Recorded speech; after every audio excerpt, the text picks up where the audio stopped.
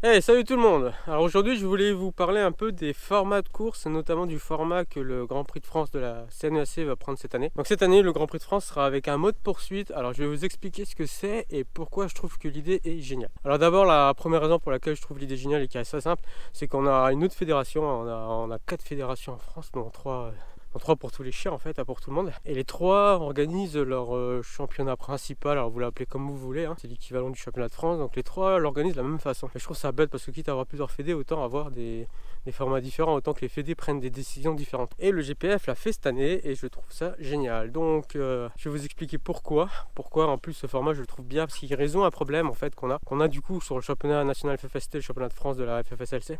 Alors ce problème il est simple, c'est que donc c'est un format sur 2 jours. Donc comment ça se passe? Le premier jour vous avez des départs par vague ou pas, toutes les 30 secondes ou pas. Voilà, généralement c'est en solo ou par deux toutes les 30 secondes. Vous avez un classement à la fin de la journée. Et le lendemain, l'ordre des départs dépend des résultats de la veille. Mais là, il y a une petite particularité. Alors c'est un ami qui m'en a parlé il y a plusieurs années, moi je l'avais jamais capté. Mais vraiment, ouais, c'est vraiment un petit problème je trouve. C'est que si maintenant, disons que le samedi, donc on fait notre course, voilà, le premier est fini, il est premier. Le deuxième, il est, disons, à 5 secondes du premier. Et le troisième est à 10 secondes du premier, donc à 5 secondes du deuxième. Donc il y a 5 secondes entre chaque concurrent. Le lendemain, donc ils vont partir dans cet ordre. Mais imaginons qu'on fait un départ par vague. Et c'est là que le problème se pose, c'est-à-dire qu'ils vont partir tous les 3 ensemble. Or le premier a déjà un avantage de 5 secondes sur le deuxième. Ça veut dire que pendant toute la course, il a juste à suivre le second. Il n'a pas besoin d'être devant lui, il a juste à rester derrière et à suivre. Et le troisième, c'est pareil par rapport au deuxième. Et si le troisième part un peu devant, le premier a juste à suivre le troisième. Donc dans tous les cas, le premier n'a pas besoin de faire une véritable course, il a juste à suivre. Et là, du coup, on a un petit problème, c'est que du coup, le classement du samedi, c'est quasiment le classement du dimanche.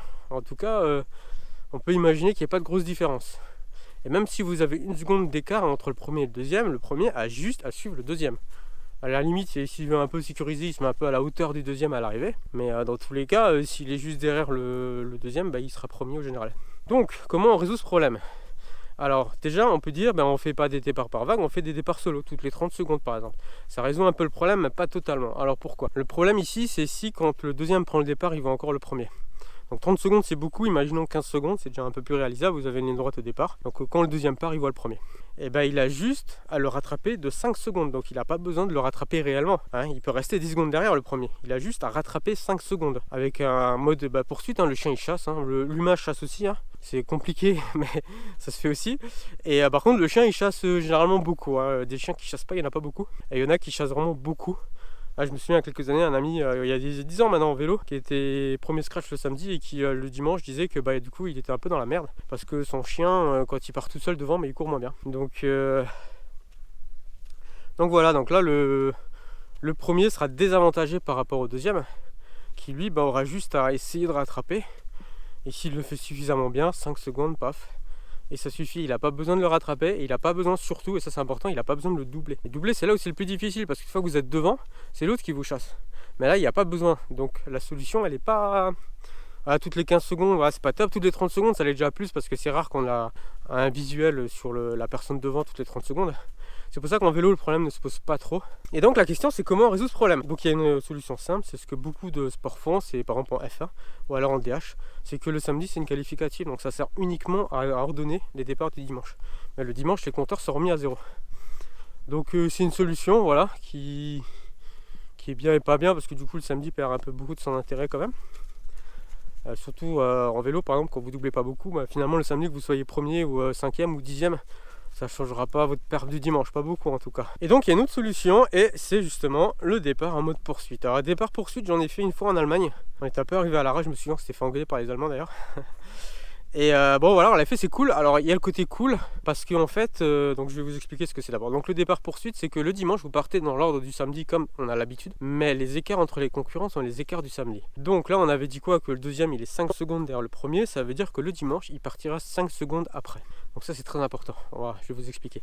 Tout d'abord parce que c'est fun, parce que les concurrents partent beaucoup plus rapprochés. Si vous êtes un peu proche de vos potes, vos concurrents habituels, voilà, vous allez un peu courir ensemble, etc. Donc ça c'est plutôt bien. Ça met aussi de l'animation au départ, c'est vraiment fun parce qu'il y a plein de départs qui s'enchaînent. Et c'est pas genre un groupe et puis une pause et un groupe, là ça s'enchaîne en fait.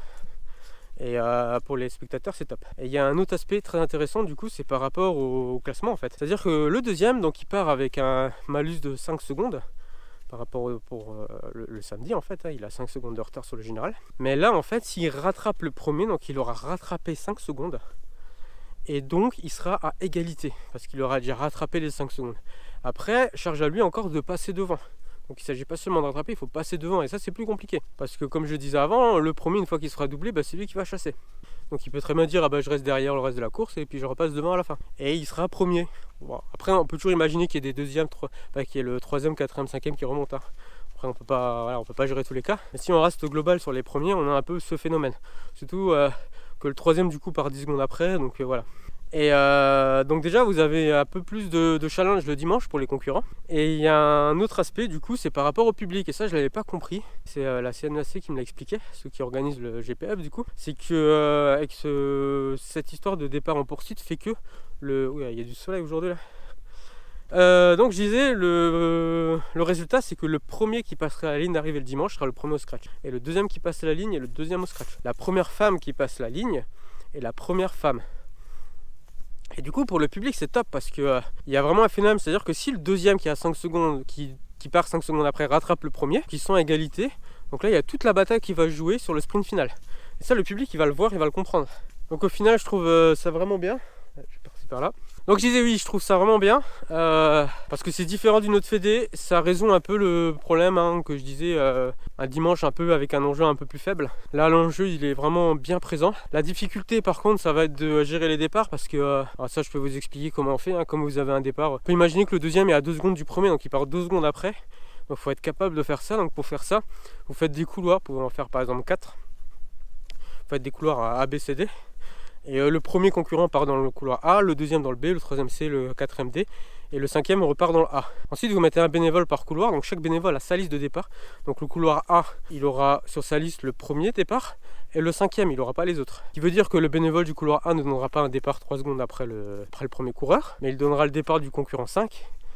Et donc du coup il a le temps, voilà, il a le temps, le concurrent a le temps de s'installer, le bénévole a le temps de lire son chrono et de faire le décompte. Et donc c'est comme ça que ça fonctionne. Donc ce que j'ai dû faire pour le GPF, je l'ai implémenté dans Race Connect Timing. Donc je vais vous faire une vidéo vraiment orientée à l'utilisation du logiciel. Là c'était un peu explication par rapport au GPF, avec mon avis perso aussi. Mais je vais vous faire une vraie vidéo juste avec la partie logicielle. Où du coup le deuxième jour vous initialisez les départs par rapport au jour précédent mais avec l'écart, donc ce sera automatique. La mise en place des couloirs, premier c'est A, deuxième c'est B, etc. c'est automatique aussi. Lorsque vous allez... je vais tomber encore. Lorsque vous allez imprimer du coup les départs, en fait les couloirs sont sur la fiche, donc la personne aura son ordre de départ plus son couloir. Et vous pouvez aussi exporter les départs avec une page par couloir, donc une première page qu'avec les départs du couloir A, une deuxième qu'avec les départs du couloir B. Pour ça du coup c'est pour les bénévoles qui s'occuperont de chaque départ, comme ça ils ont vraiment juste à s'occuper des départs de leur couloir. Et voilà, donc je trouve ça vraiment bien. Donc le GPF c'est début mars. Moi, je vous conseille de venir, je pense que ça va être fun parce que là il y a vraiment une bonne équipe qui essaie vraiment de faire un truc un peu différent, un peu dynamique. Et voilà, sur ce, je vous laisse.